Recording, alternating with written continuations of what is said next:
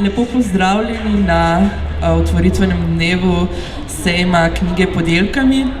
Z mano je že naš prvi gost, Dario Cortese, avtor številnih knjig o divji hrani. Pridružite se nam lahko tudi o 5. uri po predavanju Darija, ko bomo pripravljali z njim tudi namaze iz zelišč. Tako da kar predajam besedo. Ja, hvala lepa. Ja, torej, vabim vas na kratko. Super divje popotovanje med užitnimi divjimi rastlinami. Prva informacija, ki naj ne škodi, večina divjih rastlin je užitnih in uporabnih za prehrano. Najmanj 2000 vrst od več kot 3500, kar jih raste pri nas. Zelo malo je zares strupenih, nekatere so odlične po okusu in hranilni moči, nekatere so pa tako, poskusimo enkrat, pa je dovolj. No in fotografija prikazuje kraljico vse zelenjave, bodi si divje ali pa gojene. Kopriva je ena divja rastlina užitna in zdravilna, ki je posebej za izpostaviti zaradi svoje prehranske moči. Tako da se bomo sprehodili nekoliko skozi svet užitnih divjih rastlin s posebnim poudarkom na super divji hrani, torej močnejših rastlinah. Z divjimi užitnimi rastlinami, še posebej aromatičnimi, pripravimo marsikaj, naprimer namaze. Tole je skutni namaz z rmanom in cvetovi utavčiča. No in nekaj podobnega bomo potem po predavanju tudi tamle na mizi naredili. Pri rastlinah, ki rastejo prav po svoje in podivje in so užitne, nabiramo pravzaprav vse.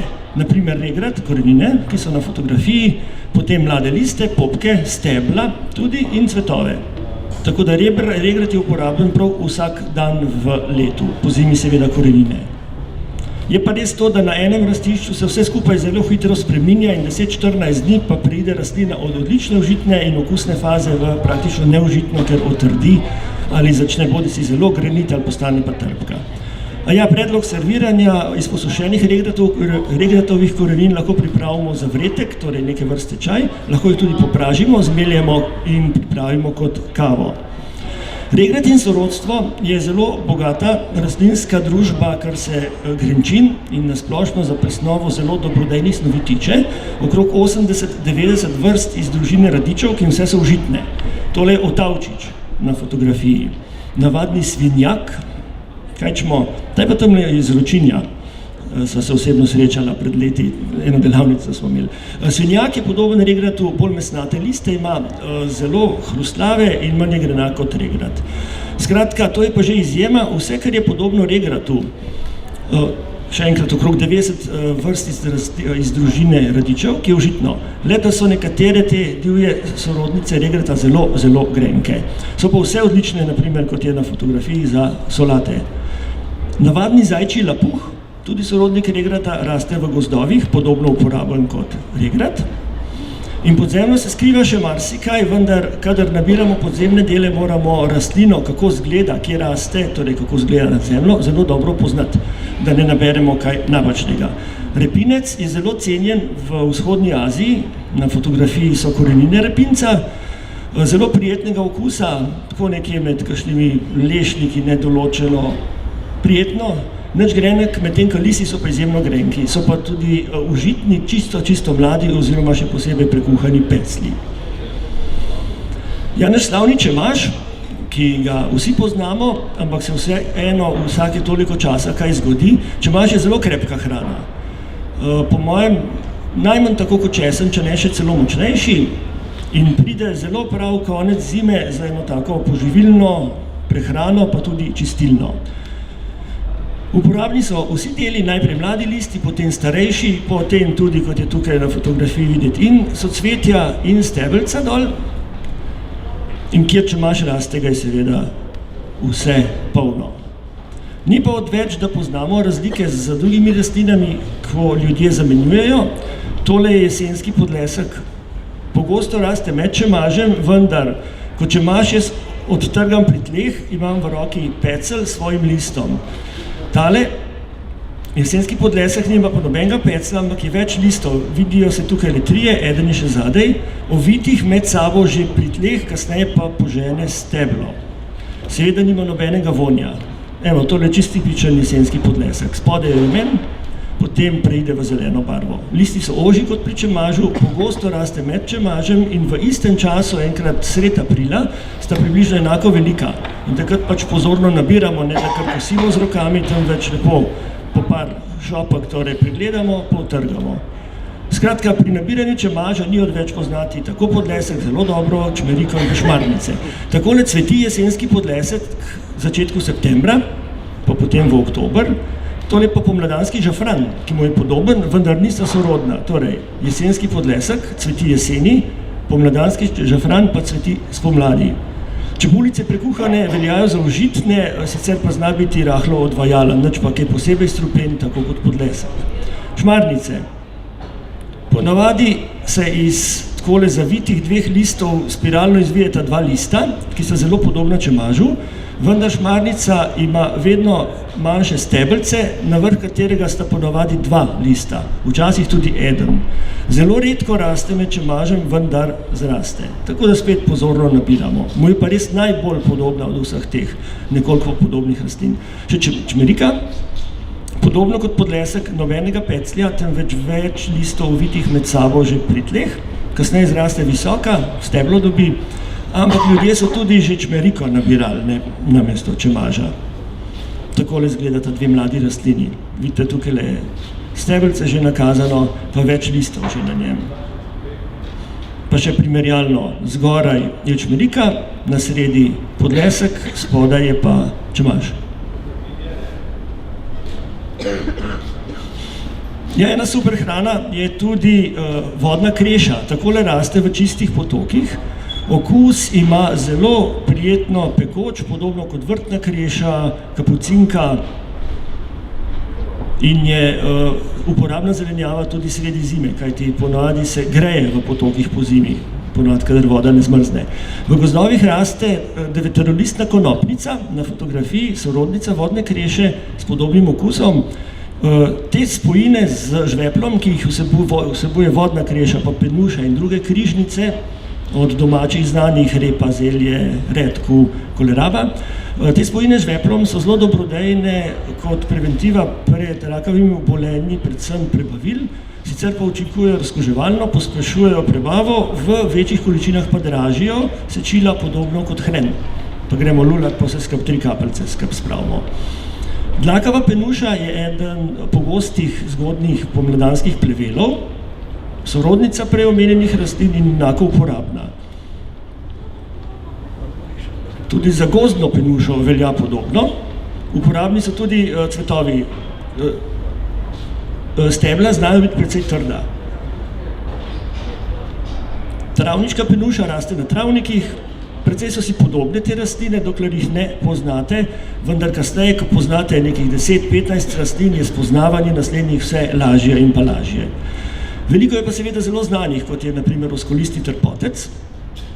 Zelo prijetna zelenjava, nekoliko bolj čvrsta za žvečenje, ampak zanimiv je tudi to so cvetni popki, ki jih popražimo na maščobi, malo posolimo, pa že imamo travniško zabelo, v tem primeru skupaj z senožetnimi plešivkami, to so največje travniške prašnice. Rman je tudi zelo močna rastlina, tudi kot zdravilna, pa tudi za pojest in vedno rad povem, da poskusite, zdaj se ga bo še dal malo nabrati, morda en šopek rmana listov mladih naberete, jih drobno narežete, pa naredite podobno kot frtaljo, 2-3 jajčka čez, malo soli in to je taka krepka poživilna malica, da lahko kar greste potem pa nekam v hrib ali pa karkoli vam že bolj fizično odgovarja delati. Rman je tudi zelo okusna začimba, vendar ne preveč, kajti sicer premočno prevlada v jedi, podobno kot luštrek. Je pa zelo spodbuden za prebavo maščob, tole je ena skutna juha z rmanom, uporabimo pa za začinjanje tako liste kot cvetove in stebelne liste, bodi si sveže ali pa posušene. Tminsk plevel, ljubljansk plevel, vragovc, vražja trava, navadni oziroma vejcati rogovilček sta dve vrsti plevelov, ki sta prišli k nam iz Južne Amerike. Zaenkrat je to najmočnejša železarna glede vsebnosti železa med rastlinami in seveda užiten. Mlade rastline odlične za solato, starejše so nekoliko bolj čvrste, za prekuhati pripravimo podobno kot špinača, vendar z opozorilom deluje odvajalno, če ga pojemo preveč. Evo, naprimer v solati z fižolom, rogovilček. Lucerna je zelo bogata z rudninami in ob koprivah stoji na samem vrhu prehranske moči zelenjavne oziroma rastlinske hrane. Vsebuje tudi precej rudnin, ki jih črpa, če jih tla omogoča, tudi iz večmetrskih globin, ni pa to divja rastlina, je pa podivjana. Kjer jo srečamo v naravi, je vedno ostanek nekdanjega gojenja. Nabiramo pa mlade poganke, malih bolj, ko ne, mešamo med drugo zelenjavo oziroma taka stebelca, kot je ta na fotografiji, porežemo spode, jih posušimo, posmukamo suhe liste in cvetove stran, zmeljemo v prah in to je čudovit vitamin, predvsem rudninsko-beljakovinski dodatek, jedem še posebej pri veganski prehrani. Naprimer, lahko jo zamešamo tako suho v kislo mleko ali pa kefir. Nekaj pogankov, ki so pa na Goriškem pa dol na Primorskem bolj znani, blušč, odlična, zelo kar malo po gobah, okusna zelenjava. Salomonov pečat, enako uporaben kot blušč lobodika ali pa šmargli, predvsem okusen, zelo pečen. Starejši, ko so pa listi, so pa bolj trdi, pa veljajo, da so rahlo strupeni. Regačica je ena izmed zelo močnih čistilnih rastlin, sicer je to pogost plevel na vrtovih. Sorodnica korenja in pa zelene s podobnim okusom, vendar nekdaj je veljala za učinkovito pomoč proti putiki, skratka deluje čistilno v celem telesu. Je pa odlična tudi za namaze, kot je tukaj na fotografiji spet skuto, pa z otavčičemi cvetovi za okras. Nekaj rastlin je pa še posebej slovitih. Na sliki je rožni koren, raste v gorah, v severni Evropi pa v Rusiji ima podobno vlogo kot ginseng v vzhodni Aziji. Skratka, splošno krepčilo, adaptogen v smislu, da nam pomaga prebresti kakšne stresne situacije lažje kot sicer, ampak še vedno je treba razmisliti, zakaj smo pa v takem stresu, ne? In zanimivo je, torej takle šopek, na drugem mestu enako tole je bil rožni koren. Ovce, koze pojejo ga do tal in ker koze dobesedno pofrezajo do tal, enako naredijo z enim sorodnikom kumine gorskim, pomeni, da je to precej močna hrana, ki jim daje moč. In rožni koren zagotovo da spada mednje. Prejle, ko sem prav na uvodu rekel, da je strupenih rastlin zelo malo, tole preobjeda, ki pa je nekdo pojedel vršičke. Najbolj strupena rastlina severne poloble je, več vrst je rastejo v gorah, v glavnem cvetijo vijolično ali pa rumeno. No, pa tudi s čmeriko se zgleda včasih rahlo posladkajo krave, čeprav je strupena rastlina. Zgleda, da vejo, koliko pa kdaj pojesti. Tole pa arnika zadnji. Arnike je še vedno kar precej po naših hribih. No in agamsi pa, na primer, se hranijo s čmeriko. Takole so objedli čmeriko gor po hribih. Tako da ali jim ta strup noter ne škodi, ali so pa toliko odporni, da jih ravno prav poživi, da potem še bolj skačejo. Ja, planinski štrbec je tista rastlina, ki sem jo prej omenil in ravno tako raste v gorah, ki jo koze pojejo do tal. Prijeten okus, podobno kot koprc, janež, komarček, pa še malo, še karija malo dal zraven. Ja, lisičke z sirom in pa štrbcem. Ja, zdajle pa, imamo še časa, ni treba prehitro hiteti, kajti z dresnikom bi jaz mislil že skoraj zaključiti. Japonski dresnik ste že slišali, kakšen obup in strup je to invazivna rastlina, ne, ki takole, kot vidimo tlele, ki pride in dejansko ne spusti nič več zraven.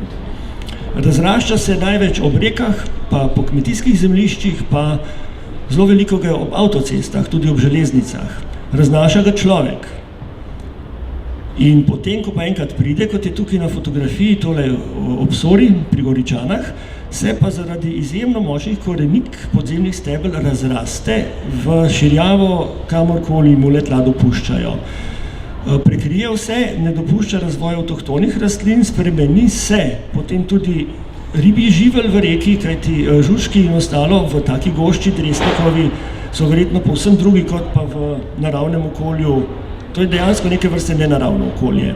Ampak to je ena stran. Druga stran dresnika je pa, da je užiten in to so milijoni evrov v tleh, kajti 1 gram izvlečka iz korenin v lekarni stane 2 evra pod imenom resveratrol forte. Lahko si sami pripravite, izkopljete korenine, ki so kot drevesna krošnja v tleh, to so take debele, oziroma da ne bom sam govoril. Gremo najprej skozi razvojni cikl. Najprej iz tal že prav zgodaj spomladi odženejo takili rožnati poganki, zelo hitro raste, potem ozelenijo in se potem bolj razrastejo. Tole so mladi, to so pa lanski suhi oziroma suha stebla.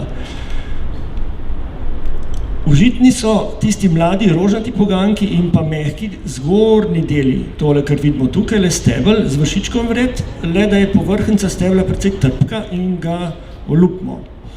Ja, takole izgleda korenina, delček korenine, pravim, to so drevesne veje v tleh, par metrov v globino, par metrov v širino.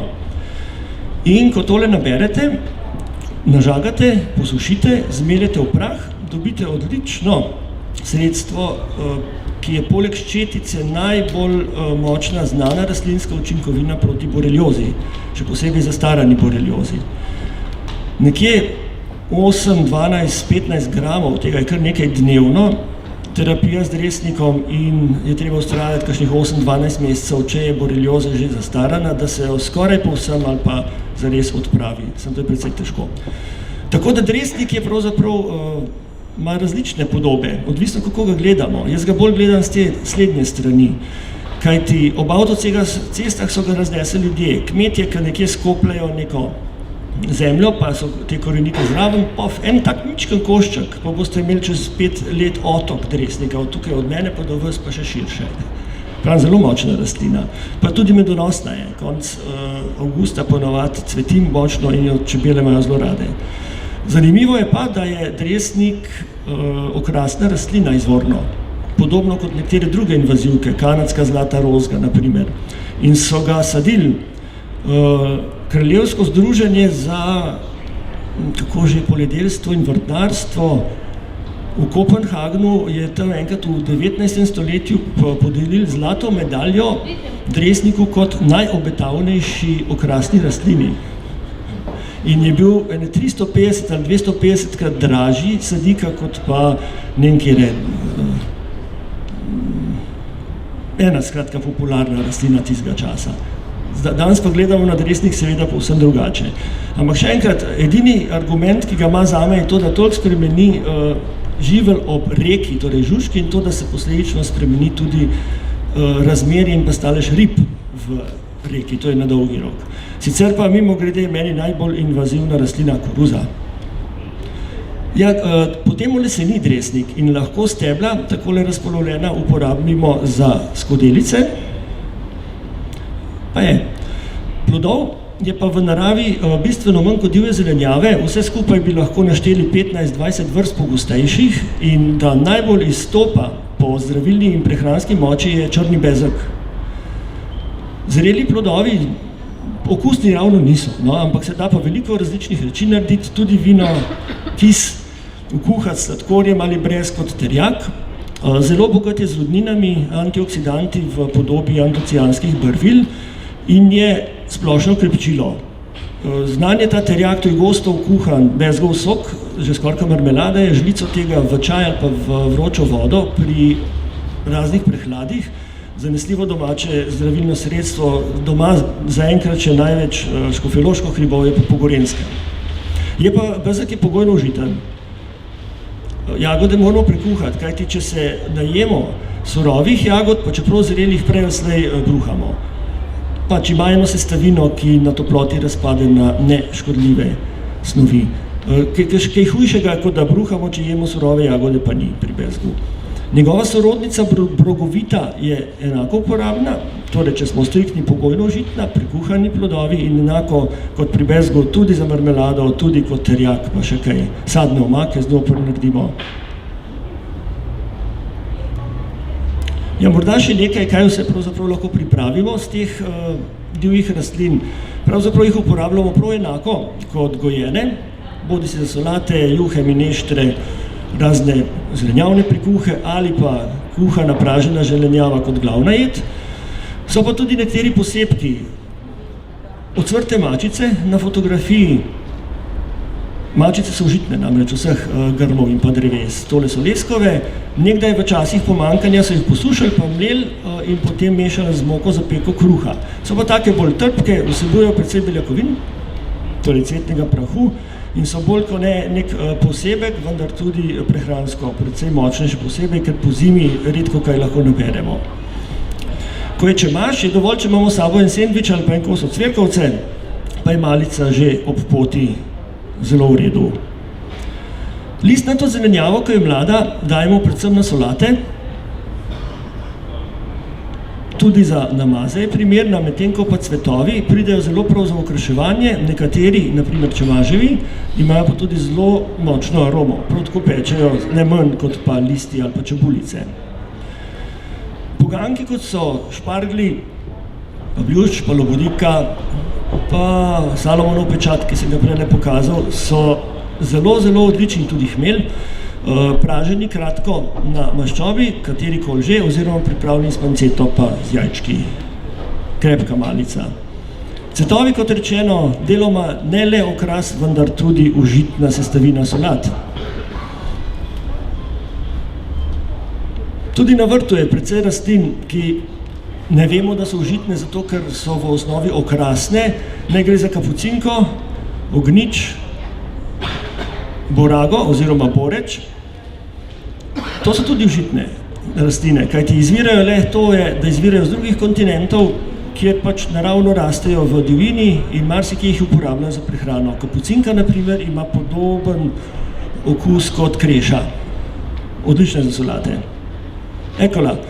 S telim sem zdaj nekoliko malo bolj pohitil, da sem zaokrožil vsaj nekaj splošno informativnih stvari okrog užitnih divjih rastlin.